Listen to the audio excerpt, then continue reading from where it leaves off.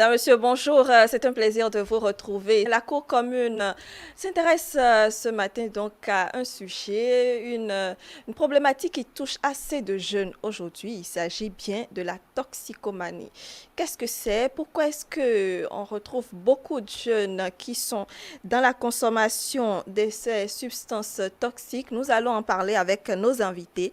Un plateau auquel, bien entendu, vous êtes toujours invités à participer sur le 98 80 93 111, le 98 80 93 111, si vous voulez nous appeler en direct sur le plateau, ou encore sur le 55 01 82 91, le 55 01 82 91, si vous voulez bien nous envoyer un message, tout simplement des messages qui seront lus au cours donc de cette émission. Et pour l'instant, je suis avec Titila et Augustine Abraham. Bonjour. Bonjour Brunia. Comment est-ce que vous allez? Je vais très bien chez vous. Ça va très bien également. Merci d'être avec nous. Vous êtes enseignante et cinéaste. Alors, aujourd'hui, la consommation donc de ces produits, la toxicomanie, est-ce que pour vous d'abord, quand on dit un toxicomane, qui est-ce? Un toxicomane, c'est quelqu'un qui est un peu déréglé dans la tête, Bon, qui prend des substances, qui agissent sur ses systèmes nerveux. d'accord. Voilà. D'accord, très bien. Et est-ce que vous, en tant que... Bon, vous êtes enseignante aujourd'hui, oui, mais avant d'être enseignante, est-ce que vous avez déjà été tentée par ces substances-là dans le monde universitaire, à l'école et autres? Non, non, mais quand on était au primaire, vous voyez, quand on regarde la télé, donc on est tenté, on écrase la craie un peu, mettre ça dans un papier juste pour ressembler un peu aux autres. Non. À part ça, je n'ai jamais essayé. Très bien. Mais vous avez côtoyé certains dans votre parcours qui en font usage? Bien sûr, il y a des amis. À l'université, on rencontre des amis qui se plaisent dedans, à prendre de la drogue, ces substances, pour être plus à l'aise, selon eux. Selon eux? Oui. Et quel regard avez-vous sur cela? Est-ce que vous arrivez à leur parler, étant donné que ce sont des connaissances à vous? Oui, il y a d'autres. Ils sont courtois, on peut parler, aborder facilement le sujet avec eux. Il y a d'autres qui n'aiment pas qu'on aborde le sujet parce que pour eux, c'est une très bonne chose. Ça leur permet en fait de se sentir à l'aise. Donc, il y a d'autres qui sont abordables, d'autres non. Non. Très bien. Et pour vous, pourquoi est-ce que les jeunes s'adonnent à la consommation de ces substances-là, pour vous? Il y a d'abord le problème de la famille. Nous avons la dégradation de la famille. Quand le papa et la maman ne s'entendent pas, des disputes, il n'y a pas l'union dans la famille. Ce qui manque à la maison, l'enfant décide d'aller chercher ça ailleurs. Manque d'affection, d'attention. Donc, l'enfant est obligé de sortir. Donc, ce qui l'amène... Bon, comme nous sommes dans un monde de propositions, il y a des amis qui te proposent. Donc, moi, je te suggère ça. Ainsi, les soucis aussi amènent les jeunes à se donner à ces choses-là. Il y a aussi le chômage. Il y a le chômage après longue étude. Oui. Bon, on se trouve à la maison sans rien faire. Vu que certains parents nous disent il faut apprendre, c'est rien que les études. Bon, il n'y a pas autre activité. Donc après, on se retrouve on se retrouve dans le chômage. Bon, pour se distraire, alors on sort et on se donne à ces choses-là.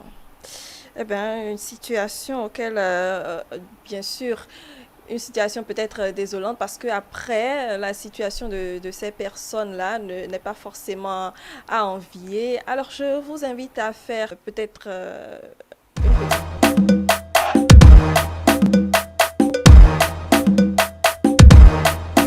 Voilà, retour sur le plateau. Nous installons également Nancy Lissobossi.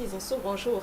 Bonjour madame. Comment vous allez? Bien, et vous-même? Très bien, merci. Vous êtes médecin de santé publique. Merci de revenir donc sur le plateau. Alors, la toxicomanie, on en parle ce jeudi matin. Qu'est-ce qu'on peut dire de la toxicomanie, docteur Zinsou? La toxicomanie, c'est le fait de consommer euh, tout produit assimilé à la drogue, au tabac. euh, il y a aussi des médicaments. Il y a aussi des médicaments qui sont normalement destinés pour des buts précis, Oui. mais que les gens se détournent pour assouvir à leur dépendance. Alors, est-ce qu'il faut atteindre un seuil donné pour dire qu'on est toxicomane? Il n'y a pas de seuil en matière de toxicomanie. Tant que vous rentrez dans un processus chronique, tant que vous rentrez dans un processus de dépendance, on peut déjà dire que vous êtes toxicomane. D'accord. Et ce qui concerne, par exemple, beaucoup de café, beaucoup de... Étant donné que ce sont des substances aussi qui, ma foi, excitent, vous gardent en éveil et autres. Voilà. Ce n'est pas, on ne va pas compter le café comme Un produit. la dépendance au café comme une toxicomanie, mais la dépendance au café, c'est également une autre forme de dépendance contre laquelle il faut lutter. Parce que tant que vous prenez un produit dans le but d'assouvir un désir dont vous ne pouvez pas vous passer, dont vous ne pouvez pas, sur lequel vous ne pouvez pas avoir d'emprise, c'est qu'il y a un problème. Très bien. Et c'est vrai que c'est un phénomène qu'on observe beaucoup. Pour vous, qu'est-ce qui amène à la toxicomanie? Qu'est-ce qui amène à la consommation de ces produits? Alors déjà, plusieurs études ont montré que c'est un fléau qui touche beaucoup plus à la jeunesse. Oui. Et quand on parle de jeunesse, on parle de troubles de l'adolescence. Il y a le suivisme parce que les jeunes veulent appartenir à des groupes branchés, ils veulent appartenir à, ils ont ce besoin d'appartenance à un gang, à une clique. Et même si l'enfant était très sage dès le départ, une fois qu'il intègre ce groupe-là, il essaye de se conformer à ce que ses amis font et tout. Et là, il y a ce suivisme-là qui entraîne parfois des enfants très sages, des enfants très innocents dans ce genre de cercle spiral. À part ça, il y a aussi les événements de la vie, c'est-à-dire des enfants, des jeunes qui ont du mal à surmonter les échecs répétitifs, qui ont du mal à passer une période de déprime. Ils ont peut-être du mal à faire face à un décès familial ou bien au divorce des parents. Il y a ces événements-là qui peuvent troubler l'enfant, le jeune, et le pousser vers la consommation de tabac, la consommation de drogue. Il y a aussi le fait que le tabac, les différents types de drogues que nous avons actuellement sur le marché sont facilement accessibles. Ils sont moins chers, ils sont facilement accessibles. C'est pas comme s'il y avait une légalisation qui empêche vraiment les mineurs ou les adolescents d'y avoir accès. Et c'est ce qui explique le fait que les jeunes n'ont pas trop de difficultés à se procurer ces produits-là. Et voilà. Est-ce qu'il y a aussi, disons que Mme Abraham en a parlé un peu plus tôt, le problème socio-économique, les problèmes socio-économiques, disons le fait de ne pas pouvoir s'acheter ce qu'on veut ou bien encore de ne pas pouvoir de ne pas avoir accès, c'est ça, aux besoins les plus simples et autres. Oui, on a les problèmes socio-économiques, effectivement. On a, par exemple, les jeunes qui sont au chômage. Ce sont des jeunes candidats à la toxicomanie. On a c'est-à-dire ceux qui n'arrivent réellement, se sentent tellement mal à l'aise dans leur peau je ne sais pas comment expliquer ça. Par exemple, il y a des enfants ici de familles pauvres, mais qui tellement sont complexés par le fait qu'ils sont issus de ces familles-là, au lieu de se mettre en tête que c'est une période qui va passer tant qu'eux, ils vont travailler. Ils sont peut-être juste là, ils sont eux-mêmes la lumière de cette famille, mais ils ne le voient pas comme ça. C'est-à-dire le poids de cette pauvreté, le complexe de cette pauvreté leur pèse tellement sur les épaules que finalement, ils ont l'impression que quel que soit ce qu'ils vont faire, ils ne vont pas pouvoir s'en sortir. Voilà. Ils n'ont pas d'autre chance. Et de toute façon, ils sont des losers dès le départ. Ça ne va rien changer. Et ce sont des jeunes qui, quand vous les écoutez, quand vous discutez avec eux, vous vous dites, mais comment est-ce qu'ils en sont arrivés à réfléchir comme ça et à se dire que quels que soient eux leurs efforts, ils ne vont pas pouvoir s'en sortir comme s'ils étaient des condamnés. Et quelqu'un qui se sent condamné, il néglige, comment on dit, il ne se préoccupe pas spécialement de sa santé. C'est ça. Il ne se préoccupe pas spécialement de sa santé, il se délaisse, il se laisse aller, il se dit, bon, de toute façon, c'est pas comme si au contraire, le fait de fumer me fait me sentir bien. Tout ce que vous avez peut-être aussi abordé, vous avez un complément à faire, Madame Abraham? Oui, il y a un manque d'estime de soi, comme Madame vient de dire. Nous voyons à la maison les parents qui font des comparaisons entre les enfants. On te dit, regarde ton petit frère, il est ci, il est doué, toi, c'est comme ça, tu vas rester. Oublions que chaque enfant a son domaine donné. Maintenant, l'enfant se sent négligé, se dit, bon, moi, ne se sont pas aimés, se dit, voilà, il faudrait que j'aille ailleurs. Bon, ou bien, on te dit, regarde, est-ce que c'est moi qui t'ai mis au monde?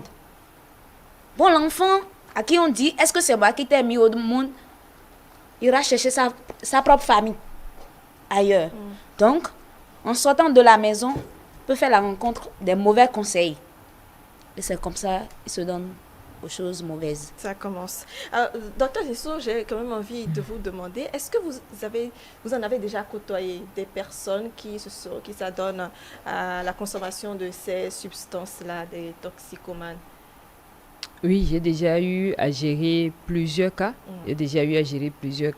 Et parfois des gens proches de la famille. Des amis qui sont passés par ces périodes-là.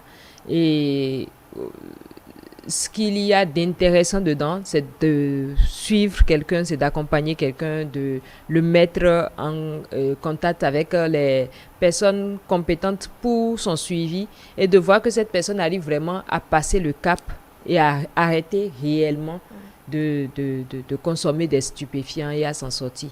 Vous allez nous dire tout à l'heure comment ça se passe, tout ce processus-là, si c'est aussi facile que ça. Alors, sur le plan, disons, sanitaire, quelles sont les conséquences que cela peut avoir, la consommation des drogues et autres? Alors, il y a beaucoup de conséquences que les gens ignorent. C'est-à-dire, il y a des troubles psychologiques, ce sont des jeunes qui sont souvent atteints de perte de mémoire, ou soit c'est des gens qui oublient très vite. Il y a des cas de palpitations qui sont signalés, le manque de souffle, il manque beaucoup de souffle. Ils ont des difficultés respiratoires qui apparaissent et il y a aussi des troubles digestifs. Soit c'est quelqu'un qui sera souvent constipé ou quelqu'un qui va régulièrement faire de la diarrhée. Ça dépend de ce que la personne consomme. Et la chose qu'il ne faut pas oublier, c'est que lorsqu'il y a overdose, rapidement, ça peut aller à la mort. C'est ça. Rapidement. Et l'overdose, ça commence... est-ce que chaque personne avec un seuil donné... Oui, exactement. Chaque personne avec le seuil qu'il peut supporter.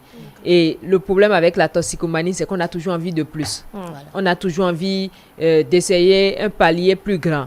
Et c'est dans cet essayage-là, c'est dans c'est dans le fait de vouloir éprouver son corps ou bien la même dose à laquelle la personne est habituée, à un moment donné se rend compte que ça ne lui fait plus rien.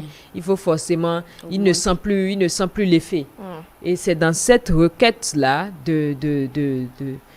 d'effets sensationnels que finalement, il y a certains qui font une overdose. Très bien.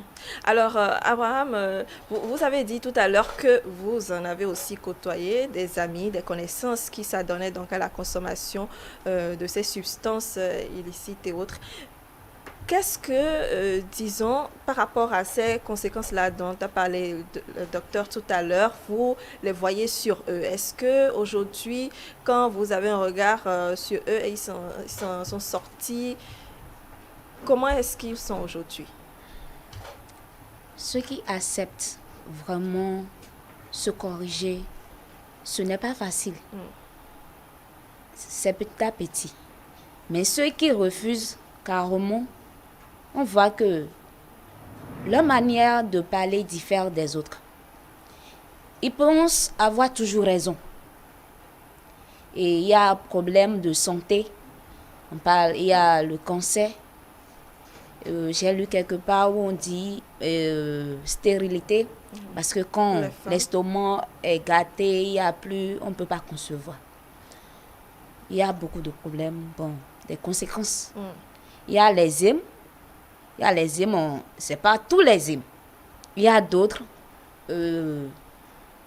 On ne les voit pas consommer, mais sous l'effet, ils conduisent mal. Par exemple, tu prends un zyme. Si c'est à Cotonou ici, à qui tu dis, zyme doucement, il te dit, ouais, regarde au coin. À Porto-Novo, on te dit, donc, vous voyez que ce n'est pas normal. Il oublie que c'est sa vie d'abord. Donc, ils font ce qu'ils veulent. Voilà. Bon, c'est peut-être dans l'agitation que vous pensez que c'est aussi parce qu'il consomme des substances, sinon c'est peut-être parce qu'il est énervé aussi, qu'il est pressé de vous déposer et de prendre quelqu'un d'autre qu'il ne veut pas aller doucement, docteur. Et effectivement, par rapport aux signes que les personnes qui consomment les stupéfiants développent, il y a l'hyperexcitation. Il y a l'hyperexcitation, c'est des gens qui sont motivés à bloc, qui sont agités, on dit ils n'arrivent pas à tenir sur place. Ils n'arrivent pas à tenir sur place, c'est pas quelqu'un qui va se poser, discuter avec vous calmement pendant une trentaine de minutes. C'est comme s'il perd son temps, il est tout le temps, agité, il ne veut pas tenir sur place. Et c'est ça qui s'explique parfois avec certains zymes où effectivement, vous avez leurs yeux qui tournent, à une vitesse, ils sont pressés, non, il faut vite qu'ils vous déposent. Et c'est le drame, c'est qu'ils se disent, sous l'effet d'un stupéfiant, je peux travailler 3 fois plus que si je ne prenais rien. Mais ce qu'ils oublient, c'est que si vous travaillez pour pouvoir en profiter, il faut rester en vie. Voilà. Il faut rester en vie. Et à cause de ça, à un moment donné, il faut que les gens se comprennent que le stupéfiant ne leur fait pas vraiment du bien en tant que tel. Il ne sert à rien d'accumuler des richesses dont vous ne pouvez pas profiter. À part ces signes d'hyperexcitation, on a aussi certains qui sont très irrités. C'est-à-dire, à la moindre phrase, même un truc qui n'est pas censé énerver, la personne va s'énerver, vous parler, vous sortir les mots les plus chocs possibles. Et tout le monde autour de lui se dit, mais qu'est-ce qu'on lui a dit là maintenant? Même quand on raconte l'histoire, personne ne comprend pourquoi il peut avoir cette réaction excessive.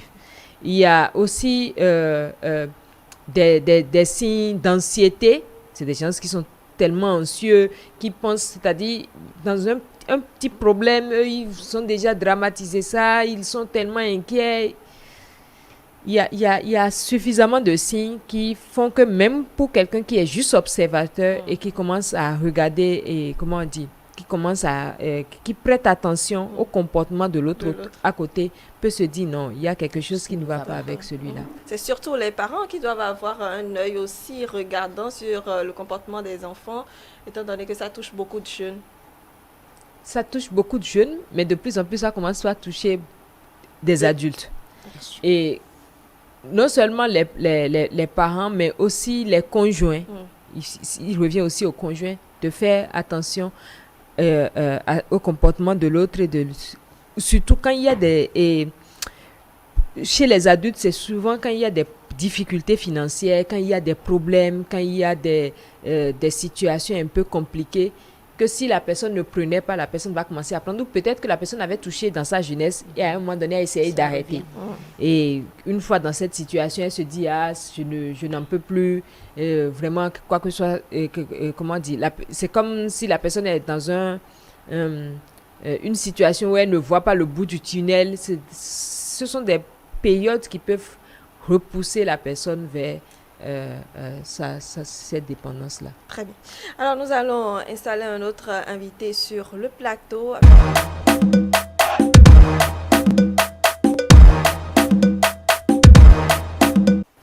Installé donc sur le plateau, Kevin Aké, bonjour. Bonjour. Comment est-ce que vous allez? Hyper bien, et chez vous?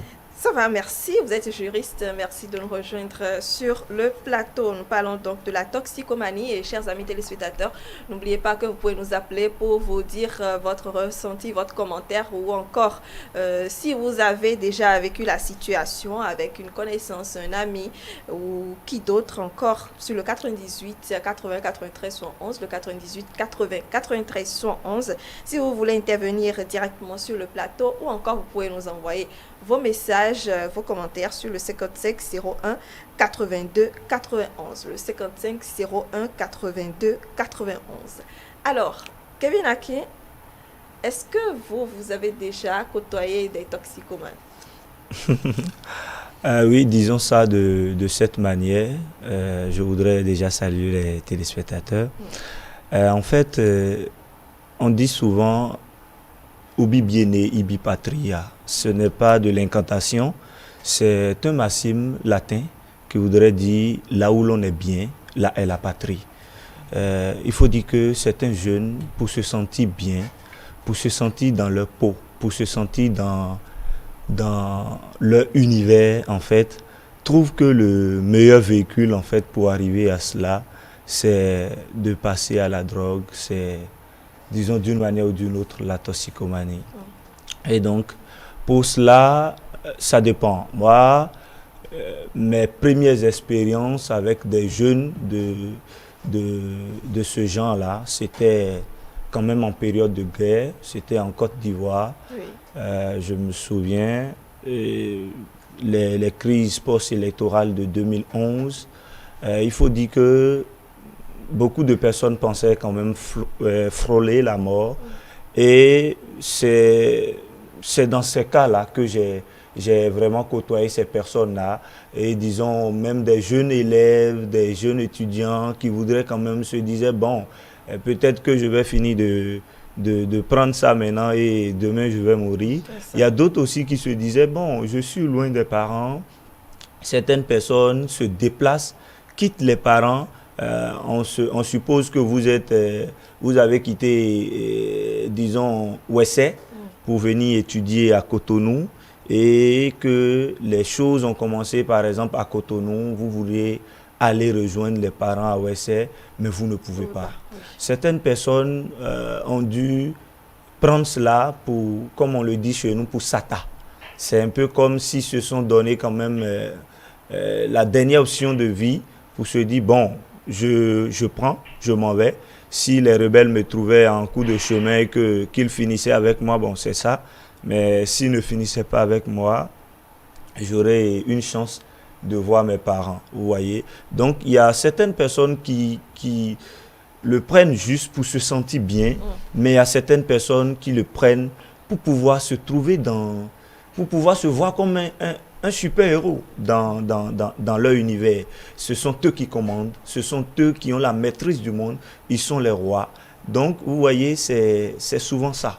C'est souvent ça. Et, disons, ceux que j'ai côtoyés, c'était en période de guerre et c'est là que j'ai vu, oui.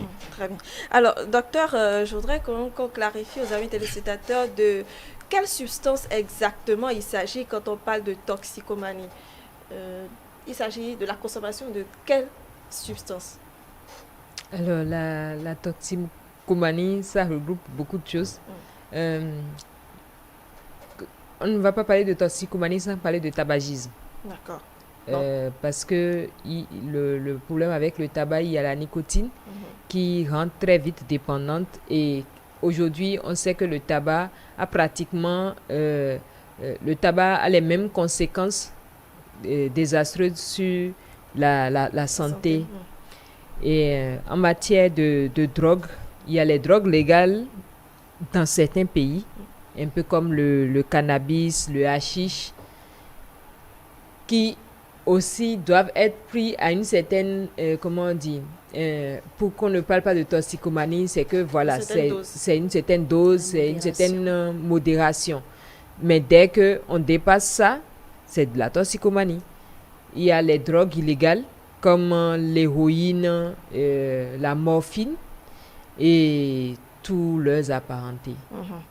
il y a une drogue qu'on appelle le LSD. J'oublie son nom. Alors, oui, l'alcool. le LSD, oui. L'alcool, ça, c'est l'alcoolisme. D'accord, très bien. Ce ne sera pas donc C'est pas de la de la toxicomanie, c'est toxicomanie. l'alcoolisme. Donc, Oui. ceux qui fument beaucoup de la cigarette, le tabac et autres types de tabac également. La cigarette, le tabac, les morphines, l'héroïne, c'est-à-dire les poudres, les poudres illégales. Parfois, c'est sous forme de patch, parfois, c'est sous forme de chewing-gum. Ils ont plein de, comment on dit, plein de formules pour pouvoir s'ingérer ce genre de drogue. Alors, je comprends bien que, en fait, finalement, on peut devenir toxicomane sans le vouloir, surtout par exemple aux médicaments et autres. Alors, la toxicomanie, où les gens utilisent certains médicaments, Oui. ils sont bien conscients. Ce n'est pas comme si on vous traitait avec un médicament et après Oui, vous après devenez toxicomane. Non. Puisque le médecin qui utilise ou le pharmacien qui utilise ce produit, il sait exactement quels sont les effets du produit. Il sait à quelle dose il doit l'administrer pour que la personne pour que le malade n'en devienne pas dépendant.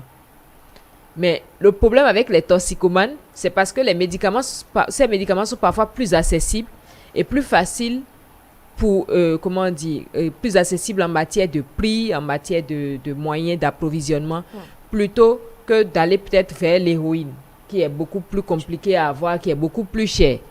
Donc, ils ont plein de procédés, les gens préfèrent aller vers ces produits-là pour satisfaire leur dépendance.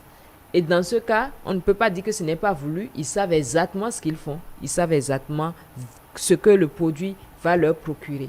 Parfois, c'est des mélanges, c'est-à-dire le médicament pris en lui-même ne permet pas d'atteindre l'objectif. Il faut le mélanger à plein d'autres substances pour pouvoir avoir l'effet escompté. Très bien. Alors, Abraham Titilayor, vous êtes aussi cinéaste. Je me demande si le sujet est aussi traité dans ce domaine-là.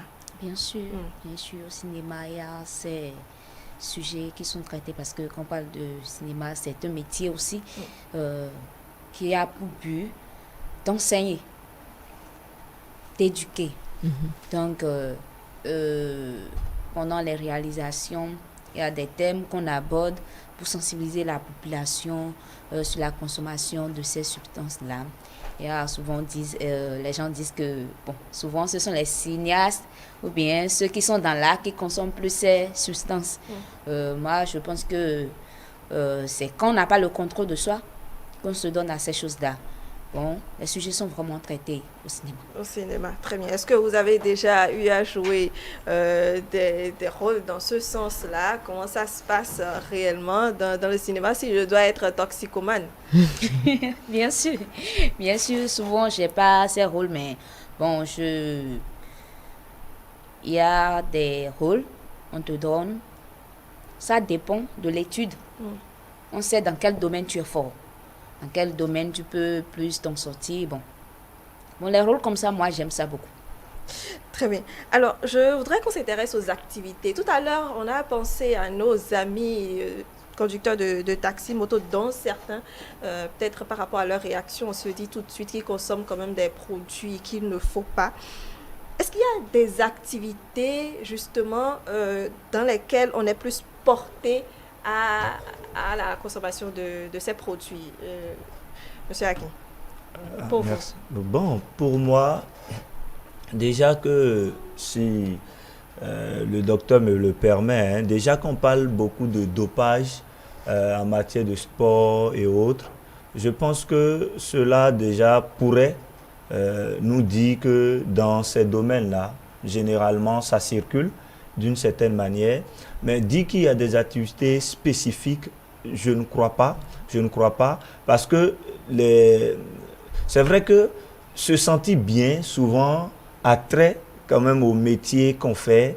Peut-être que la personne doit utiliser beaucoup de force et que la personne se retrouve quand même dans l'obligation d'avoir en fait ce qui est nécessaire. On suppose un cultivateur qui se donne l'objectif de labourer un champ et qui voit que je suis dans une situation où il faudrait quand même que j'arrive à faire tant, essaie de se donner la force nécessaire pour pouvoir le faire. Si on va prendre le domaine, je pense généralement que ça concerne quand même, si ça doit y aller, des domaines où les personnes dépensent beaucoup d'énergie. Et pensent que il serait bien qu'ils aient quand même un support pour pouvoir aller encore un peu au-delà de leur force sans le faire. Mais dire qu'il y a des métiers spécifiques, je ne pense pas. Docteur, Oui, en fait, comme l'a dit le juriste, il y a des métiers qui exposent. On va dire ça comme ça. Il y a des métiers qui exposent. Surtout, on remarque, il y a plusieurs études qui ont relevé que c'est surtout dans le domaine, comment on dit, c'est surtout chez les ouvriers. Les ouvriers, les gens qui sont dans des professions libérales et qui se disent, c'est-à-dire c'est en fonction de l'effort qu'ils ont fourni qu'ils auront le gain. C'est en fonction de l'effort journalier qu'ils ont le gain. Du coup, il faut qu'ils puissent faire 3 fois plus que d'habitude en une journée pour que le gain soit conséquent.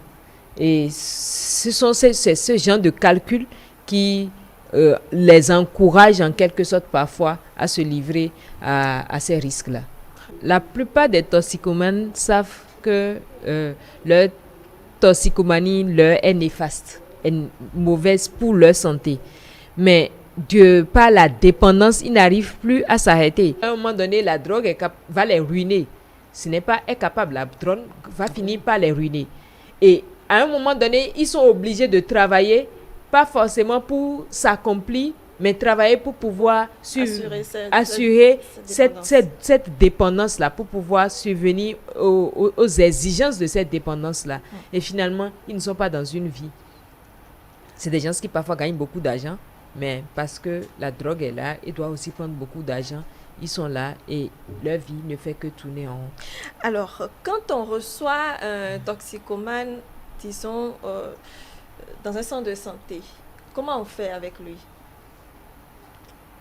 Alors, il y a, je tiens à préciser que, comment on dit, tous les centres ne sont pas habilités à suivre un toxicomane. D'accord. Maintenant, quand on les reçoit, la plupart du temps, même si c'est dans n'importe quel centre de santé, le médecin qui les reçoit s'assure de leur porter, a le devoir de leur porter l'information, de les accompagner jusqu'à ce qu'ils puissent les mettre en contact avec un psychiatre. C'est de l'ordre des psychiatres de traiter la toxicomanie comme il se doit. Parce que il y a des effets liés à l'arrêt de la consommation de produits stupéfiants. Il y a beaucoup d'effets liés à l'arrêt. Ça peut être des troubles de sommeil, ça peut être l'irritabilité, ça peut être des troubles digestifs. Il y a même parfois des gens qui font des hallucinations. Il y a plein d'effets dans les débuts. En fonction, ça dépend de la drogue que la personne était habituée à consommer. Et pour ça, il faut que la personne intègre un centre de cure, de désintoxication, intègre un centre de prise en charge où on doit d'abord s'assurer que pendant son séjour, pendant son traitement, il n'a pas la possibilité de se faire procurer des substances. Ce n'est pas le genre de traitement où on fait confiance au malade, où on lui dit rentre chez toi. Les toxicomanes, à partir d'un moment, on ne peut pas leur faire confiance. Quelque chose que, d'abord, ils ont toutes les astuces, tous les moyens de pouvoir, comment on dit, parce qu'ils ne s'appartiennent plus en fait, c'est qu'ils sont sous le contrôle de ces drogues-là. Et finalement, quel que soit ce que le médecin va faire, tant que le malade n'est pas dans un centre de prise en charge, il est difficile de pouvoir suivre dans ce processus-là, pouvoir réussir la cure de désintoxication. Donc, parfois, chez certains, ça peut être quelques semaines, d'autres, ça peut être même carrément des mois, où on les suit. Ils sont dans un centre fermé où même les visites, tout ça est contrôlé pour s'assurer que personne ne leur apporte quoi que ce soit et qu'ils n'ont pas la possibilité de sortir aussi pour s'offrir ce genre de produits. Et pendant ce temps, les psychiatres les accompagnent pour pouvoir réduire au mieux les effets liés à l'arrêt des stupéfiants. Très bien. Alors, Monsieur Daga, vous qui êtes dans le domaine des sports, c'est vrai que un peu plus tôt, on se dit, on a, disons, parlé du domaine de sport qui est quand même beaucoup exposé à la consommation de ces produits-là et tout. Qu'est-ce que vous avez à dire dessus? Ok, vous savez, oui, en fait, lorsque quelqu'un va vers les stupéfiants, la drogue et autres, par exemple, sûrement vous avez dit qu'il y a une motivation. Il y a des raisons qui sous-tendent cela. Mais il faut savoir également que parmi ces raisons, peut-être qu'il n'a pas opté pour un loisir où il pourrait chaque fois rencontrer des amis, faire chaud là. Et puis, ça fait qu'ils sont fermés sur eux-mêmes. Mais lorsqu'ils optent, par exemple, pour le sport, par exemple, Oui. si c'est un amateur de football, je crois que là, le terrain aussi enseigne. Le terrain enseigne, il y a des amis. Et lorsque vous êtes toxicomane, pas forcément que vous êtes au terrain. La plupart des cas, vous allez constater qu'il y a la morale qui est aussi enseignée là-bas. Parce que soit vous avez un coach, vous êtes dans un groupe, il doit y avoir des responsables quand même. Absolument. Et il y a un modèle de vie que les gens veulent suivre. Et si vous l'êtes avant de venir du moins, ça fait que vous serez un peu stigmatisé même. Parce que vos camarades qui ne sont pas dans ce domaine ne peuvent pas accepter, par exemple, parler avec vous. Soit vous acceptez, soit voilà, vous acceptez changer, ou soit vous optez de ne plus continuer avec eux. Donc, du fait que le problème d'amitié qui peut conduire vers sur la consommation de stupéfiants, de la drogue et autres, pose problème déjà. Mais lorsque vous optez pour les loisirs, je crois vous pouvez toutefois changer de paradigme et voir que avec les amis de l'autre côté, ça ne marche pas. Peut-être si vous tombez sur de bons amis, ils vont vous accompagner partout où vous êtes.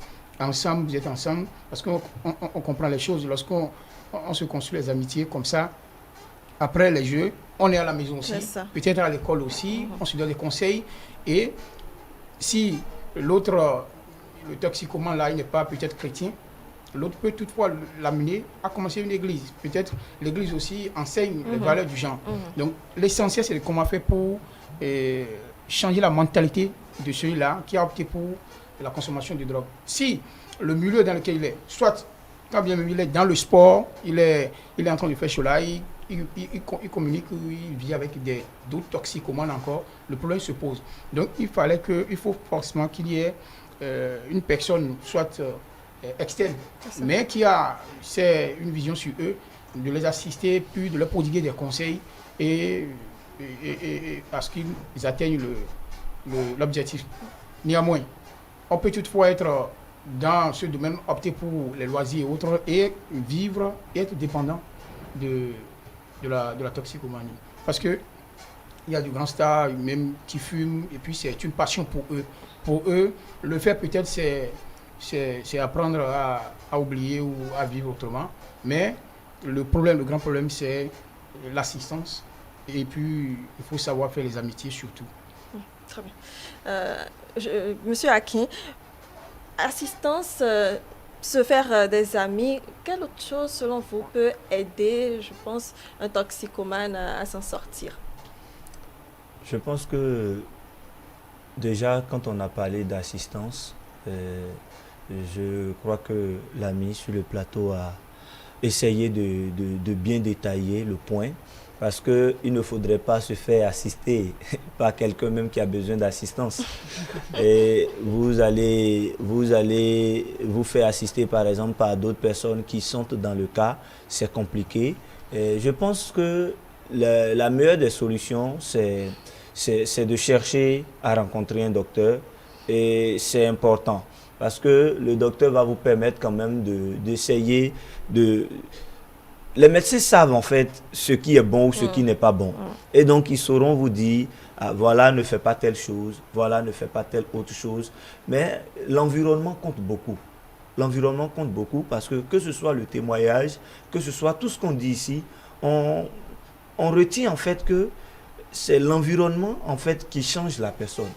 Si quelqu'un c'est un toxicomane et que vous continuez de l'envoyer dans les fumoirs, vous continuez, je ne sais pas, de l'envoyer dans les boîtes de nuit, les maquis et autres, la personne reprend contact en fait avec un cadre de vie qui laisse en fait à désirer d'une certaine manière. Qui est favorable. Voilà, qui est favorable, merci beaucoup, qui est favorable. Donc, quand vous rentrez dans ce cadre-là, vous voyez, vous vous retrouvez en fait entre groupes d'amis et les gens vous disent que peut-être consommer la drogue, ça permet au jeune homme d'être efficace au lit, par exemple. Et lui se dit, bon, voilà un nouveau moyen que j'ai eu pour pouvoir quand même faire parler de moi dans le quartier. Et donc, il passe, il essaie, il voit que ça a marché peut-être une fois, il essaie encore, il pense que ça a marché 2 fois. Si vous rentrez dans ces cadres-là et que vous allez, ça va quand même remotiver la chose. Tous autant que nous sommes quand même consommateurs de drogue d'une manière ou d'une autre, hein, parce qu'il y a les drogues mineures, nous prenons du café, mais chacun voit un peu l'effet que ça fait. Je suppose que vous prenez du café et que vous avez une journée de tonus, par exemple, que vous sentez que, bon, vous êtes dans une certaine bonne motivation et que vous trouvez, par exemple, dans un milieu où les amis vous disent que tu as vu au moins un peu comment tu t'es senti aujourd'hui après ce café bien dosé là. Tu vois, non? Si tu prends par exemple de la drogue, tu vas sentir que ça va aller un peu plus d'un certain niveau. Et tu vas essayer, là tu commences. Parce que je ne sais pas si je dis vrai, mais le docteur pourrait m'inscrire en faux si c'est le cas. Parce que pour être toxicomane, il faudrait être dépendant de la chose. Oui. Si vous prenez une fois en passant, bon, et que vous avez pris une fois et c'est fini, bon, on ne va pas vous traiter de toxicomane. Mais vous prenez, arrivé un moment, vous devenez dépendant et après cela, vous ne pouvez plus rien faire. Donc, je crois que l'environnement, ça joue beaucoup plus dans le tout. Alors, selon ce que le docteur a quand même dit un peu plus tôt, c'est que la consommation de café n'est pas... une sorte de toxicomanie. Le café n'est pas une forme de toxicomanie tant que on ne le combine pas avec autre chose. C'est ça. Puisque j'ai déjà entendu des gens se dire il faut prendre le café, il faut mettre le citron. Quand ça commence comme ça, comme l'a dit Monsieur Akin, à un moment donné, vous allez vous retrouver de l'autre côté de la balance. Oui. Vous allez vous retrouver de l'autre côté de la barrière. La chose à éviter, que ce soit en matière d'alcoolisme, en matière de caféine, en matière de tabagisme et de toxicomanie, c'est qu'il faut s'arranger pour éviter au mieux. Un instant, docteur. Okay, allô? Oui, bonjour Madame Lagmali. Bonjour, comment vous allez? Je vais très bien. Et de votre côté? Très bien également. Monsieur Meoba? D'accord. Oui. Nous allons... Oui, Madame Brunel? Oui, alors avec vous, donc le mot du jour... Et parlant de la toxicomanie, nous nous intéressons au mot accro. Oui, le mot du jour, c'est accro. Je voudrais d'abord vous rappeler que le mot accro, sa suppression de la dernière syllabe vient du mot accroché. Il est un nom masculin, il peut également devenir un nom féminin. Ça dépendra vraiment de son contexte d'emploi. Alors... quelques significations de ce mot. Au premier sens, un accro, c'est tout simplement une personne dépendante de la drogue parce que le mot est créé justement pour apprécier la dépendance, surtout dans le cas dont je vous ai signalé. Au second sens, le mot accro est une personne passionnée par quelqu'un ou par quelque chose. On dira tout simplement c'est un accro du reggae par exemple, ou un accro de la drogue, comme je l'avais déjà dit dans le cas précédent. À présent, nous allons nous intéresser à quelques synonymes du mot accro. Les synonymes qui me viennent sous la main rapidement, nous allons parler de la dépendance, de l'obsession, de l'aspect fanatique, etc. Maintenant, une citation pour finir avec le mot accro, c'est d'un écrivain libanais, il s'appelle Reda Obala, je vais dire. Oui. Il dit exactement ceci: l'amour est une drogue légale. On y devient accro et à forte dose. On peut même en crever. Voilà ce qu'on peut dire très succinctement du mot du jour accro. Merci beaucoup, Monsieur Meoba, donc pour les détails sur le mot accro. Vous êtes dans le monde éducatif toujours. Vous n'allez pas partir sans nous dire si Vous observez le phénomène également, disons, dans les collèges que vous fréquentez, pourquoi pas? Oui, bon, pour être très, très objectif, je peux vous dire que l'adolescent, c'est quelqu'un qui veut découvrir tout à la fois, et vous le savez avec moi. Et donc, les adolescents veulent aussi copier les mauvaises habitudes à cause de les mauvaises fréquentations. Et dans leur milieu environnant, il peut arriver que des amis prennent de la drogue et les enfants soient tentés de le faire. Oui. Et donc, je pense que on vit l'événement en milieu scolaire. Seulement qu'il y a une très bonne sensibilisation autour pour que ce phénomène, cette habitude très malsaine ne soit pas pérennisée dans le milieu éducatif. Voilà l'essentiel que je peux dire du thème du jour. Merci bien, Florent Meoba. On se retrouve demain pour un autre mot. À demain. À demain. Allez, je fais un coucou à tous vos invités et à tous nos téléspectateurs. Ciao. Merci, c'est gentil. Au revoir. Alors, docteur, on poursuit. Oui, ce que je disais et Monsieur Meoba est venu parler du mot accro. Quelle que soit la substance, en fait, c'est qu'il faut toujours s'arranger pour ne pas développer une dépendance. Il ne faut pas en faire une consommation régulière au point où ça devienne une nécessité. Parce qu'effectivement, il y a des gens qui, tant qu'ils n'ont pas pris 2-3 tasses de café par jour, c'est que leur journée n'est pas productive. C'est grave. C'est une dépendance dont il va falloir guérir. Très bien. Dépendance dont il va falloir guérir. Je voudrais, avant qu'on ne poursuive nos échanges, vous inviter à suivre cet extrait également.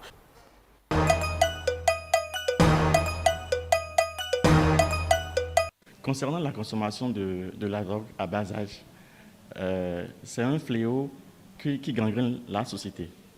Donc il faut que les enfants arrêtent tôt la consommation de la drogue et de tout alcool, afin que déjà à l'âge adulte, ils ne soient pas accros. En fait, tout est dans l'éducation. Il faut informer les enfants sur les dangers de l'alcool. L'alcool n'est pas une bonne chose, ça entraîne le retard intellectuel et beaucoup d'autres conséquences. D'accord ? Donc il faudra que les enfants, les parents dès la maison, sensibilisent les enfants sur la consommation de l'alcool, les dégâts que ça cause sur la santé et sur le plan intellectuel également. Aussi de toucher aux drogues, telles que la cigarette et autres. Voilà, de leur informer sur les dangers que causent toutes ces substances-là. La cigarette, par exemple, détruit l'organisme. Vous n'êtes pas sans savoir. Comme on le dit, la loisiveté est la pire des vices. Le mieux, c'est que ces enfants ces parents accompagnent ces enfants à travers de multiples jeux, on les accompagne dans les bibliothèques afin qu'ils puissent lire les livres, afin qu'ils puissent, s'éduquer, afin qu'ils puissent, avoir l'éducation nécessaire pour ne pas toucher à ces genres de drogue. Parce que le problème en réalité, c'est l'éducation et aussi la mauvaise fréquentation. C'est-à-dire les parents doivent exhorter les enfants à avoir de bonnes fréquentations. Je pense que c'est un fléau social et ça retient beaucoup l'attention aujourd'hui de la société. Surtout la sortie des femmes pour aller chercher un revenu à l'extérieur du ménage a renforcé la défiance des enfants. Et en même temps que nous proposons et que nous soutenons l'autonomisation des femmes, nous devons réfléchir sur les conséquences que cela entraîne et les déviances, les désordres que ça engendre dans les ménages et auprès de nos enfants. Je vais dire à nos jeunes, à mes frères, que de ne pas aller vers ces vices-là, parce que leur avenir en dépend. Toucher à la cigarette, toucher aux drogues, toucher à la chicha, ce n'est pas une bonne chose. Ça détruit leur avenir d'abord, et puis ça les empêche de s'insérer véritablement dans la société, parce que déjà ils sont écartés, parce qu'ils consomment des substances que les autres ne consomment pas.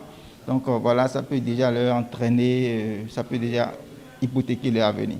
La question de la toxicomanie est une question, je ne dirais pas qui s'adresse seulement aux jeunes du Bénin. Je dirais que c'est une question mondiale et c'est un fléau.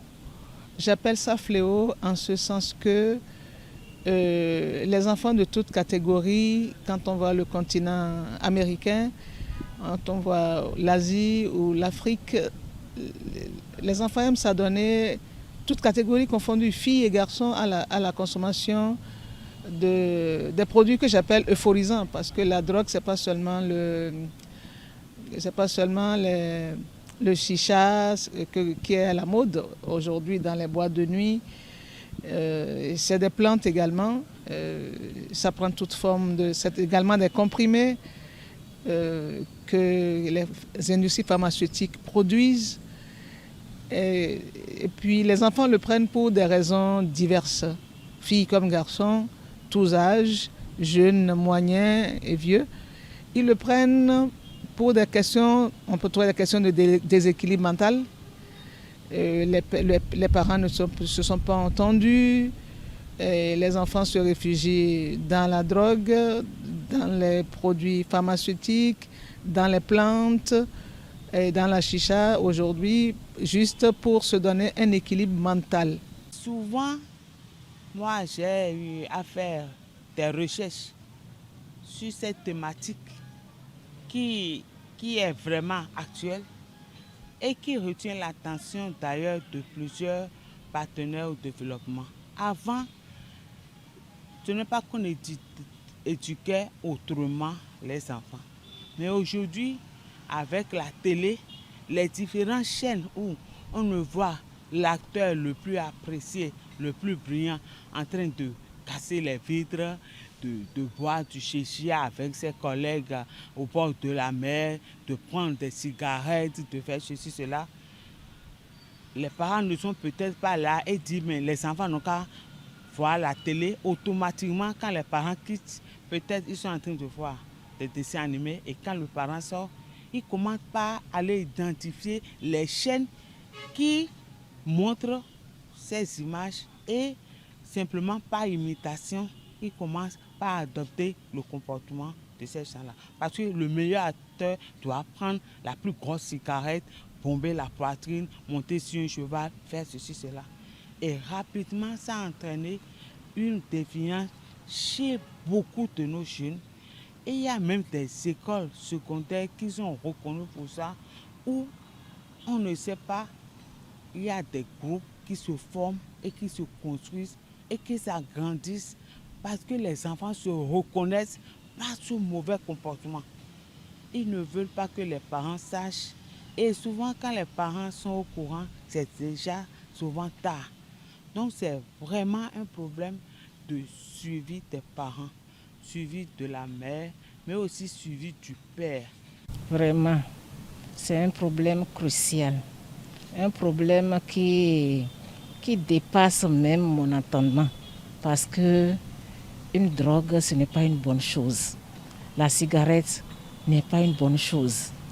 Et nos enfants prennent ces drogues-là malgré l'éducation reçue à la maison. On les éduque dans la non-prise de stupéfiants, mais ils continuent parce que ce n'est pas seulement la maison. Il y a le dehors, il y a la rue qui éduque. Et c'est cette rue-là qui permet à certains enfants qui étaient bien éduqués à la maison tombent dans ces erreurs de drogue-là. S'il y a beaucoup d'adolescents qui sont dépendants des stupéfiants aujourd'hui, il faut chercher les raisons d'abord par ce que nous appelons l'environnement et son évolution maladroite. L'environnement, on nous exporte des choses à travers des films que les enfants regardent et nous pensons que c'est l'évolution qui permet que l'enfant puisse regarder ces films. Encore qu'il faut regarder les films, mais il ne faut pas tirer ce qui est négatif des films, par exemple. Donc c'est pour dire, si les enfants aujourd'hui consomment des stupéfiants jusqu'à devenir dépendants de ces stupéfiants, il faut se demander pourquoi. Et alors, comment il faut remédier à cela?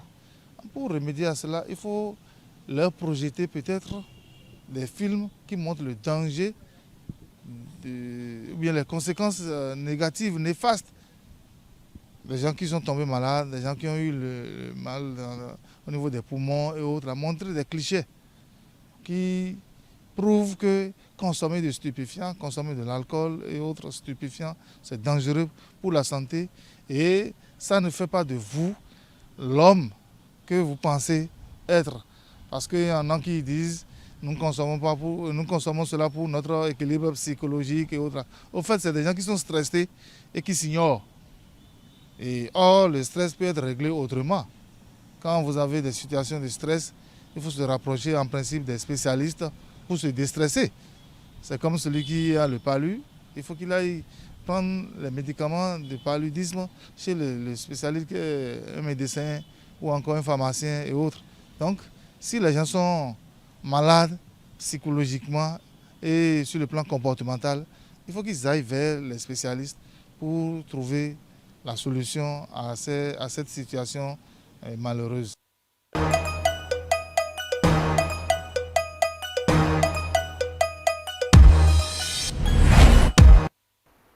Voilà, c'était donc les membres de Lions Club International lors d'une de leurs sensibilisations à la lutte contre la toxicomanie. Alors, Abraham, vous en avez retenu quoi? Bon, et j'ai retenu beaucoup de choses. Surtout le dernier monsieur qui vient de parler. Quand tu as des problèmes, il faut aller voir les spécialistes dans le domaine. Bon, il y a des années où j'ai des idées. Bon, il faut dire que je n'ai pas la grâce d'exposer ça, donc je pense que c'est le moment. Oui. Parce qu'on dit souvent, c'est les problèmes, les soucis qui amènent, les stress qui amènent à ce phénomène-là.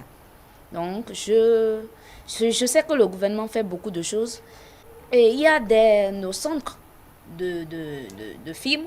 Je prends Concorde, la salle, vraiment, c'est rien que la poussière. Pourquoi? Je suppose, on prélève 500 francs, bien 1000 francs. Chaque mois dans le salaire des fonctionnaires. Parce que quand on parle de la toxicomanie, ce n'est pas seulement les jeunes. Il y a aussi les fonctionnaires, les aïeux qui se cachent sous ce phénomène-là. Bon, si on prélevait 1000 francs ou bien 500 francs par mois, où le but c'est de projeter des films. De sensibilisation. De sensibilisation. Ou bien on parle sur les problèmes de la vie. Bon, le monsieur 5 sur 7 est toujours au bureau avec les stress. Bon, on prend juste 2 minutes et 20 minutes, excusez-moi, pour projeter des films qui parlent sur comment se débarrasser des problèmes, comment se retrouver. Je pense que beaucoup vont se dire, bon, comme c'est obligatoire, donc je ne peux pas laisser l'argent dans la caisse de l'État, je suis obligée d'aller d'aller voir. Donc, pendant ce temps, on s'oublie. Au lieu de se donner à la drogue, ces choses-là pour éviter les... bien. Voilà. Donc, quand je prends aussi l'exemple où il y a des films, on parle sur l'éducation des enfants. Une fois à la maison, je suis obligée d'appeler mes enfants. Dis, bon, il y a ci, il y a ça. Si possible aussi, il faut inviter ces enfants. Aussi, il y a des films, comme le monsieur a dit, ce n'est pas les mauvaises choses qu'il faut copier. Quand on regarde les films d'extérieur, les choses là, il ne faut pas copier pour copier. Bon, c'est vrai que quand on regarde les films, on se dit pas, bon, je copie cet aspect et je laisse l'autre partie. Ça vient naturellement, oui. Parce que vous avez l'habitude de voir ça, tout simplement. C'est une décision de dire, bon, je choisis tel aspect et je laisse l'autre aspect. Non, vous voyez, la vie, c'est un choix. D'accord. Oui, la vie, c'est un choix. Le monsieur a dit, il faut savoir choisir. Donc, ce côté aussi est là, bon, que j'appelle l'État pour ça. C'est une idée qui est dedans qui vous est venue. Depuis. Donc, je profite aussi pour parler aux enseignants. Bon, c'est vrai qu'il y a le programme des cours qui est là. Bon, au moins quelques minutes pour parler aux enfants. Peut-être les professeurs de français, bon, des sujets qui parlent vraiment sur la drogue, les conséquences. Il ne suffit pas de parler, mais aussi de parler des conséquences, ce que ça fait sur la santé. Et aussi aux parents, surtout, Parce qu'on dit, souvent la maman dit, quand l'enfant est gâté, c'est pour la maman. Quand c'est un bon enfant, on dit que c'est pour le papa. C'est le papa. Mais on oublie souvent dans les villages où, avant de quitter la maison, le papa prend une bouteille d'alcool, dit c'est pour réveiller le sang. Parce que comme si le sang dormait, il faut quelque chose pour le réveiller.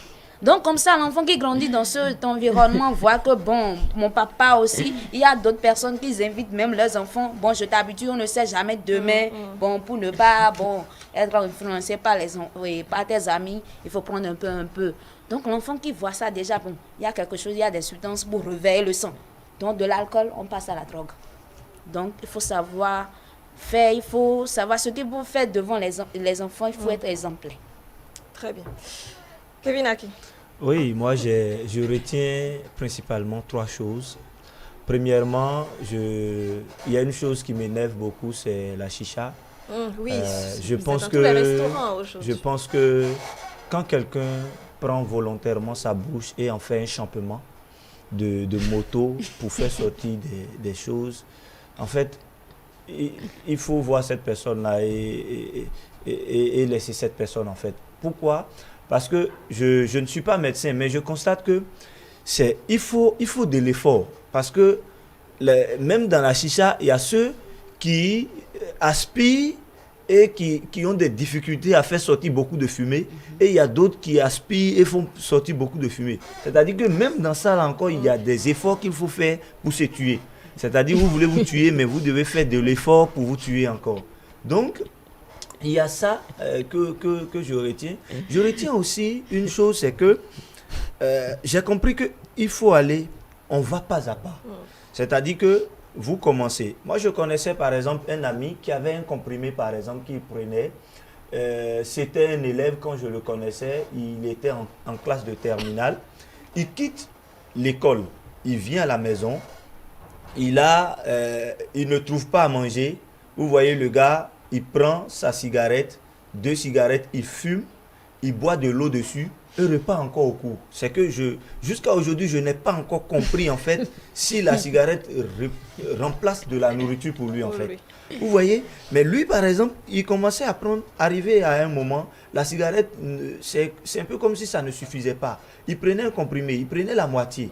Arrivé à un moment, il prenait le complet. Le complet ne suffisait plus. Donc, vous voyez, c'est que graduellement, ça va. La personne prend un peu, il commence avec de l'alcool, pas à pas, il va à un niveau, ainsi de suite, il évolue. Donc, je retiens aussi de ces témoignages-là, cela, et je retiens aussi le fait que la famille, parce que les gens se l'ont dit, la famille joue un rôle important. Vous êtes là et les parents n'arrivent plus à interdire un certain nombre de films aux gens. Moi, par exemple, beaucoup d'amis m'ont conseillé de regarder Le Loup de Wall Street. C'est un film, les motivateurs le conseillent souvent. Mais moi, je suis allé regarder Le Loup de Wall Street. Je dis, mais ça, c'est du désordre.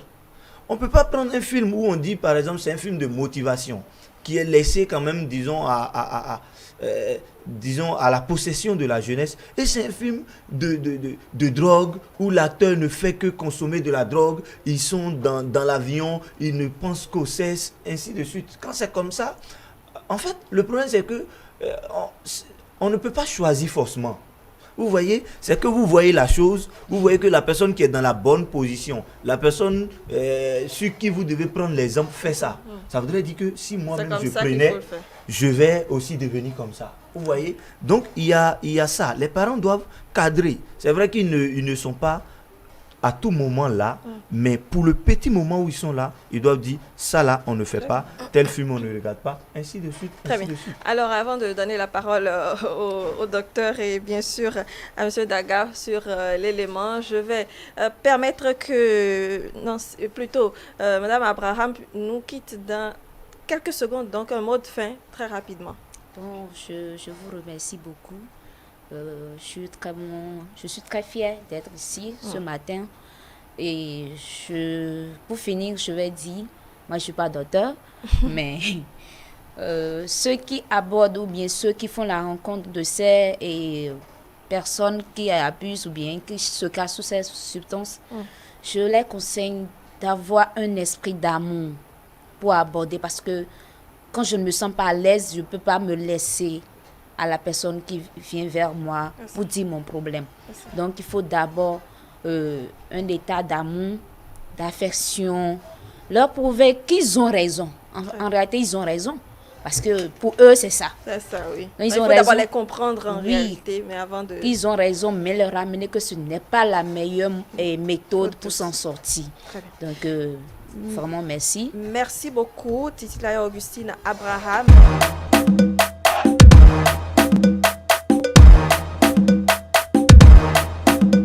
Voilà, donc retour sur le plateau. Nafissat, bonjour.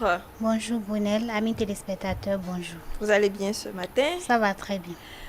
Alors, avant que vous nous lisiez le premier message, docteur, sur l'élément que nous avons vu tout à l'heure, j'ai eu l'impression que vous étiez très intéressé par les propos de Kevin Akin. Oui, il y a certaines choses que j'ai notées au cours de l'élément de tout à l'heure. J'ai entendu parler de l'autonomisation des femmes qui facilite les déviances des enfants. Je suis une fervente défenseur de l'autonomisation des femmes. Et pour moi, ce serait trop facile qu'on lie les déviances des adolescents actuellement à cette autonomisation-là. Ce qui serait bien. Aujourd'hui, on ne peut plus faire, nous ne pouvons plus faire machine arrière. On sait que l'autonomisation des femmes participe au développement d'un pays, et surtout quand on est dans un pays pauvre comme le Bénin, on n'a pas le choix, les femmes doivent aller au front. Et il faut maintenant voir dans quelle mesure est-ce qu'on peut accompagner, est-ce qu'on peut améliorer le suivi des enfants, même si les deux parents doivent travailler. Dans quelle mesure est-ce que on peut, s'il faut taxer le tabac, s'il faut taxer les drogues ou bien les médicaments qui peuvent être utilisés par les adolescents. Comme je l'ai dit au début, c'est le fait que ces produits soient facilement accessibles qui favorise le mal. Si les produits sont accessibles, ça coûte excessivement cher. Combien de personnes, par exemple, au Bénin, consomment réellement l'héroïne, consomment réellement la vraie drogue, l'héroïne? Il y en a très peu parce que c'est un produit qui coûte cher, c'est un produit de luxe.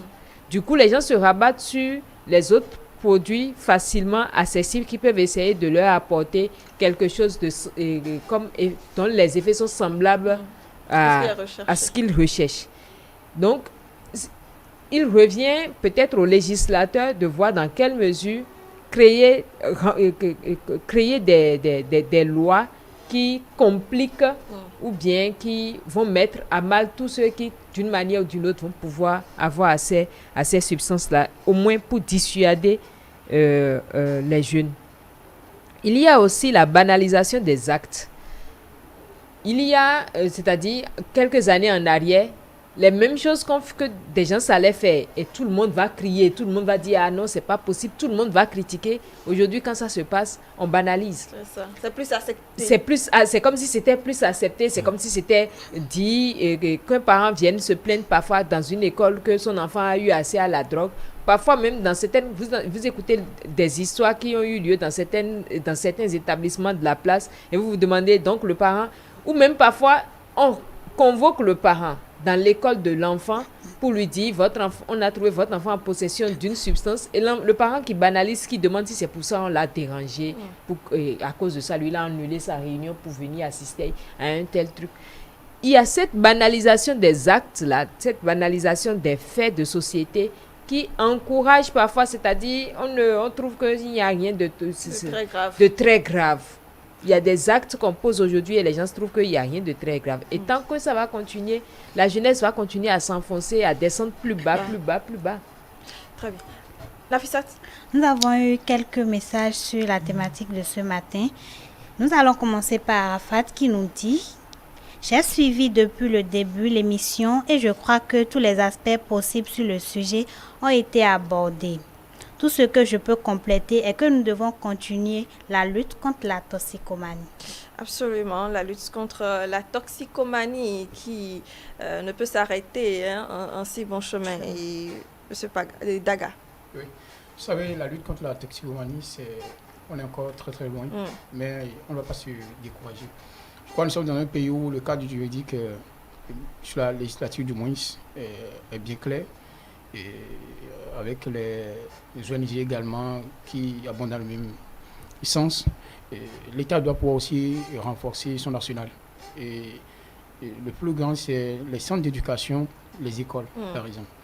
Et il ne sert à rien d'être limité seulement à la théorie que nous avons souvent à l'école, mais c'est de pouvoir chercher des vidéos ou payer pour des acteurs du genre à ce qu'ils montrent des vidéos qu'on peut faire passer dans les écoles. Pourquoi pas en pleine rue où on peut rassembler les masses ou bien les cibles, s'il y avait des cibles des enfants par exemple.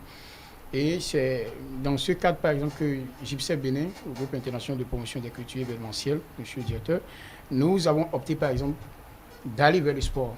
Mais des sports... Le sport comme solution. Comme solution, voilà. Mais ce ne sont pas des sports où on connaît, ou les sports classiques. Voilà, on invente nous-mêmes des jeux où on sait que les enfants sont bien habitués, ils aiment, par exemple. Et dans ce cadre, pour la première édition, on avait monter un jeu du genre dénommé des violons, c'est-à-dire le jeu des enfants, on a déjà. Et c'était juste prendre les pneus et mettre les deux bois dedans pour conduire. Donc, on a profité d'avoir ces cibles-là et les sensibiliser. Mais pour participer, on doit pouvoir voir la manière dont l'enfant se comporte dans la société, parce que c'est jusqu'à 15 ans, 16 ans comme ça. Quel est son environnement? Et je tiens aussi à rappeler que avec ce qu'on vient de suivre à la télé, ce n'est pas forcément la télévision qui conseille ou autre cela lié à la toxicomanie. Et la première télévision ou la première radio des enfants, c'est l'environnement immédiat. C'est ce que les gens sont en train de voir, les parents, les grands frères, les amitiés d'une manière ou d'une autre. Mais le pire, c'est le désengagement des parents. Et comme l'a dit le docteur, et lorsque l'enfant commence pas à faire sortir des comportements qui ne cadrent pas, il faut automatiquement agir. Voilà, et je crois que avec ça, on peut toutefois aller. Merci. Il y a Clette qui nous dit que la toxicomanie est une consommation abusive de certaines substances comme l'alcool, le tabac, la chicha, la caféine, le cannabis, la cocaïne, l'héroïne, ou une dépendance physique ou psychologique à ces substances. Certes, la toxicomanie est associée à la santé mentale, mais elle n'est pas considérée comme une maladie mentale. Alors, Clette, donc, il nous fait une belle liste de ces produits-là. Alors, Kevin Akin, le docteur a parlé tout à l'heure de l'accessibilité, donc, justement, à ces produits. Il y a quand même une législation qui est en vigueur chez nous au Bénin. Oui, il faut dire que le code pénal a été beaucoup prolixe sur ce qui est des stupéfiants.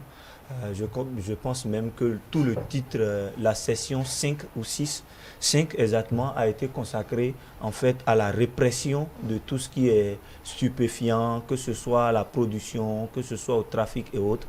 Donc, il faut dire que la loi fait, même le code de l'enfant essaie, je crois, à son article 183, si je ne me trompe pas, essaie de mettre un point dessus, c'est-à-dire que il ne faudrait pas inciter les enfants, par exemple, à aller à cela.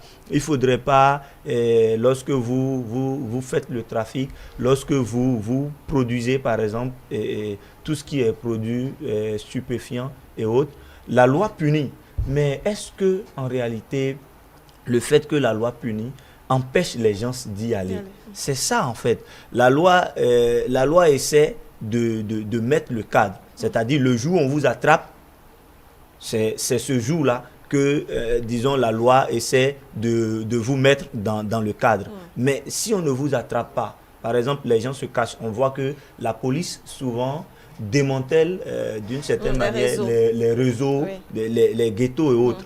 Mais s'ils n'ont pas encore l'information, s'ils ne sont pas encore arrivés à démanteler ces réseaux-là, vous voyez que les gens sont exposés et autres. Nous avons les réseaux sociaux aujourd'hui. Et moi, je pense que les entreprises et autres surfent sur des buzz, sur certains buzz pour essayer quand même de vendre leurs produits. Mais ils peuvent aussi aller d'une certaine communication sur ces mots-là qui minent nos sociétés pour essayez de vendre. Je pense, vous voulez faire une publicité, mais vous allez, par exemple, d'une sorte de sensibilisation sur la drogue et autres avant d'y arriver. Mais aujourd'hui, ce n'est pas le cas. Pourtant, quand on prend nos fils d'actualité, généralement, ce sont ces grandes entreprises-là qui font la publicité. Ce sont eux qui ont du sponsoring, en fait, pour leur publication et leur communication. Oui. Et donc, même si vous voulez, que vous ne le voulez pas, en essayant de défiler votre fil d'actualité, vous allez tomber sur quelque chose comme ça. Et en tombant sur quelque chose du genre, il est préférable que vous tombez sur quelque chose qui vous sensibilise que quelque chose, par exemple, qui vous envoie à la drogue ou à quelque chose du genre. Merci, Kevin. Nous allons poursuivre avec Oba qui nous dit que la toxicomanie fait partie de ces vices que nous devons complètement bannir de notre environnement. Faisons de notre mieux pour éradiquer ce mal. Très bien, absolument. Il faut faire de son mieux. C'est justement tout ce qu'on est en train de dire sur le plateau à cet effet. Oui. Bonjour le plateau. La toxicomanie, c'est un fléau mondial. Quand tu viens en Côte d'Ivoire, les enfants pour rien prennent la drogue partout dans la rue. Que les dirigeants prennent des dispositions pour ce fléau qui gâte la vie de nos frères et sœurs. Merci, bonne journée. Donation en fauve. Absolument. D'ailleurs, vous aviez fait un petit témoignage parce que vous y étiez également dans ce sens-là, dans le même sens que Donatien. Enfin, oui. Oui, je pense que Donatien a raison. Comme je l'ai dit, c'est une question de graduation en fait. Quand les gens commencent, aujourd'hui, tout récemment, mes dernières expériences en Côte d'Ivoire, c'est que les jeunes gens fument la cigarette et ça ne dérange personne. Comme le docteur l'a dit, ça ne dérange personne. On pense que c'est normal. Tu vois un petit de 12 ans, de 13 ans mettre de la cigarette ici et il se promène, ça ne gêne personne. À la gare, les gens fument et bon, ça ne dérange personne. Pendant que lorsqu'il a commencé tout doucement avec la cigarette, arrivé un moment, la cigarette n'arrive plus à combler le besoin dont il a envie. Donc, dans ce cas-là, ce jeune homme-là se tourne à un peu plus grand que la cigarette. Bon, dans toute chose qu'on fait dans ce monde-là, on veut quand même de l'évolution. Donc, même dans ça, les gens essaient d'évoluer. D'accord, très bien. Ce sera tout pour les messages. Oui, mais il y a un téléspectateur qui réclame Diane.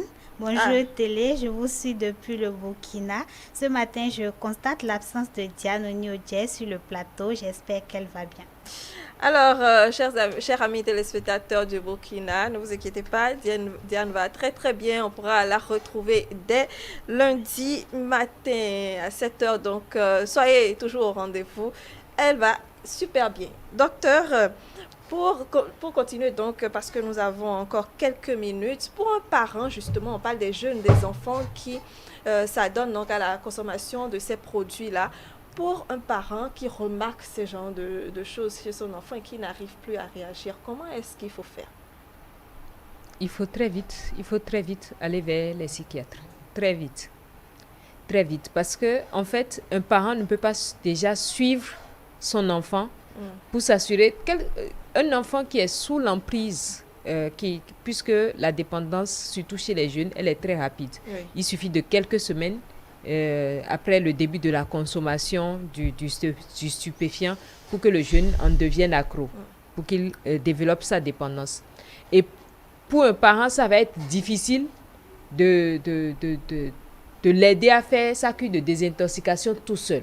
Et c'est ça ce que les gens ne comprennent pas. C'est-à-dire les gens ont des parents qui sont toxicomanes et il suffit que cette personne leur dise « Ok, j'ai compris, je vais arrêter, je vous promets que je vais arrêter. » Et ils sont dans cette promesse-là. Ce n'est pas une question de promesse avec la toxicomanie. La personne va vous faire croire qu'elle arrête, va vous faire croire que non, c'est passé. Mais en réalité, c'est quelqu'un qui va toujours trouver le moyen. C'est-à-dire si c'est d'une façon, vous aviez su qu'il faisait, elle va trouver maintenant un autre processus pour s'arranger, se cacher de vous, trouver le moyen de pouvoir le faire sans que vous ne puissiez lui mettre la main dessus ou sans que vous ne puissiez vous en rendre compte. Donc, souvent, ce qui se passe, c'est que les parents qui essayent de gérer la situation seuls, des années après, ils se rendent compte que il n'a jamais arrêté pendant qu'eux, ils ont cru qu'il avait arrêté. Donc, quand vous remarquez ça, il faut trouver le moyen d'accompagner la personne vers un spécialiste, vers les psychiatres et se laisser guider par l'équipe qui peut le prendre en charge vraiment pour une véritable cure de désintoxication. Oui. Et après, il y a monsieur Hakim qui en avait parlé. C'est-à-dire, quand quelqu'un finit sa cure de désintoxication, il faut aussi veiller à ce que la personne ne retourne pas dans le milieu dans le milieu favorable, dans le milieu où il peut rapidement encore être en contact. Parce qu'une cure de désintoxication faite ne signifie pas que vous n'allez plus retomber dans le vice. Très bien. Alors, notre pensée de ce matin nous vient de Guy Bedos. Guy Bedos qui nous dit que dans le trafic d'idées comme dans le trafic de drogue, on punit l'usager sans toucher au dealer. Dans le trafic d'idées comme dans le trafic de drogue, on punit l'usager sans toucher au dealer. Bon, le juriste est là pour nous dire si c'est vrai ou pas. Mais en attendant, Pédas Daga, sur la pensée de ce matin, dans le trafic d'idées comme dans le trafic de drogue, on punit l'usager sans toucher au dealer. Vous savez, c'est ce que moi je dis souvent, c'est lorsqu'on a un accro des films, par exemple. Moi, je ne suis pas accro des films, par exemple. Non. Je vois que, parce que je me dis, quand il a grandi, il dit, bon, cette société-là, c'est juste pour nous mentir et nous faire endormir. Et plus tu vas commencer par copier leur modèle et autres là. C'est juste comment faire pour porter atteinte à notre société. Donc, ça fait que moi, je ne suis pas un accro des films et autres. Et l'autre chose, c'est lorsque les sociétés, comme l'a dit M. Hakim, elles ont un intérêt en faisant la publicité, les trucs et autres. Et puis après, c'est comme les feuilletons, par exemple, que nous suivons. Il y a les modèles, les stylistes se mettent au travail et puis on fait tout pour vendre le modèle. Et sur le marché, une fois, la dame à Tokpa ou je ne sais pas, elle cherche exactement la tenue qu'elle a eu qu'elle a retrouvée dans le feuilleton. Donc, si elle n'avait pas eu l'occasion de voir, si on ne lui avait pas proposé cela, je crois, elle serait peut-être en tenue locale, fait cela. Donc, c'est un peu difficile parce que quand celui qui consomme sa chose, c'est parce qu'il en dispose, il sait qu'il va en trouver, il se met à chercher. L'État, lorsque l'État autorise par exemple les multinationales qui sont des fabricants et autres dans ce domaine, l'État perçoit des impôts. Naturellement. Bien sûr. Donc, mais il y a des règles aussi qui régissent cette... Il y a des règles qui régissent. Mais lorsque les règles doivent régir et on constate que on va bien prendre nos trucs là, nos impôts et autres, et que notre société va prendre un coup, je crois qu'il faut savoir choisir. Il y a des États, nulle part au monde, il y a dans tous les pays, il y a ce phénomène.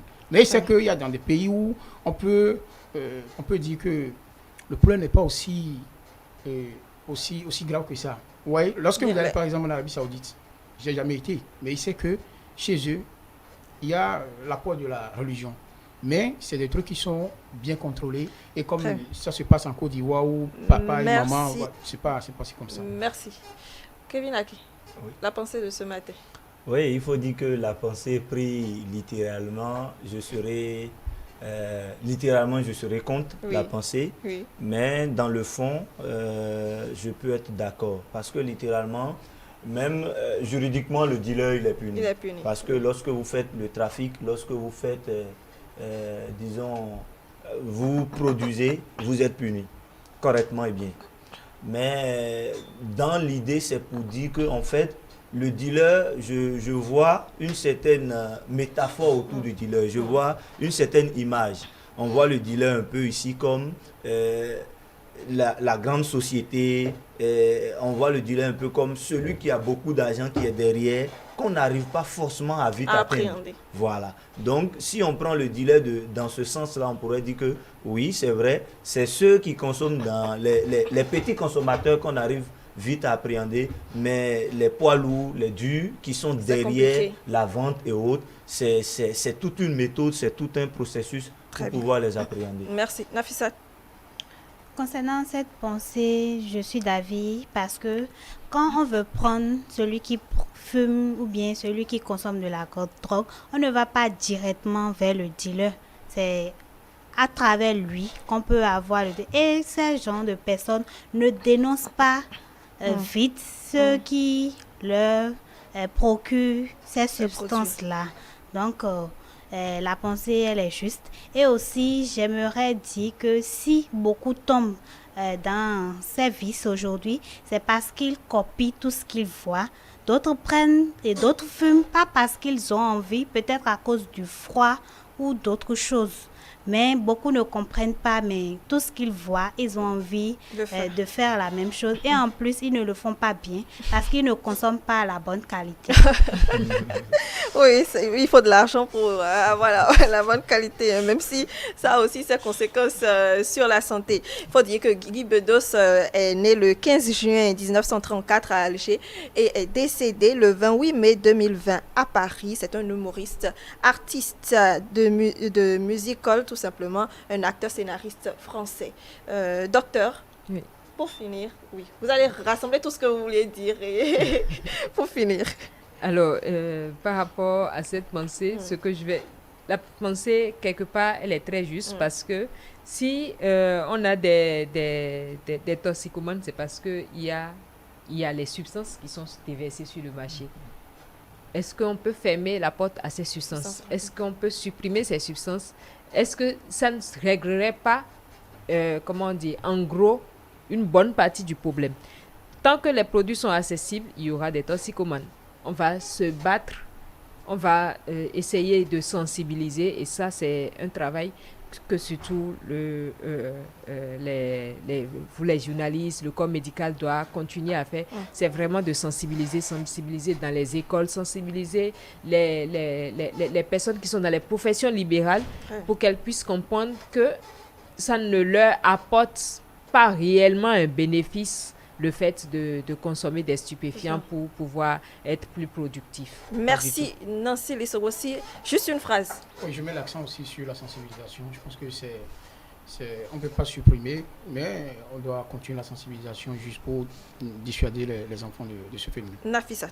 C'est toute une chaîne et il faut briser ça depuis le haut. Kevin Aki. Merci beaucoup. Vous avez bien prononcé mon nom. Je voulais vous faire une guerre tout à l'heure. C'est Akin. Donc, je termine par là pour dire, oui, que le tout a été dit. Les réseaux sociaux, les parents, la sensibilisation doit être à son top niveau. Que chacun fasse ce qu'il doit faire pour que la toxicomanie n'évolue pas dans nos sociétés. Nancy Lissogossi, vous êtes médecin de santé publique, merci. Pédas Moïse Daga, expert innovation sportive, merci. Kevin Akin, merci. Vous êtes juriste pour votre présence. Merci. Nafisat Hassani était également sur ce plateau. Titila et Augustine. Abraham, elle est enseignante et cinéaste. Chers amis téléspectateurs, merci de nous avoir suivis. Merci à ceux qui nous ont également écrit via le numéro WhatsApp. On parlait de la toxicomanie ce matin. Vous le savez désormais. Si vous avez peut-être des connaissances dans ce domaine, aidez-les à se rapprocher le plus tôt possible des centres de santé, des personnes habilitées, des psychiatres pour pouvoir les prendre en charge et les aider à se départir de ce fléau et pouvoir évoluer normalement. Merci à vous.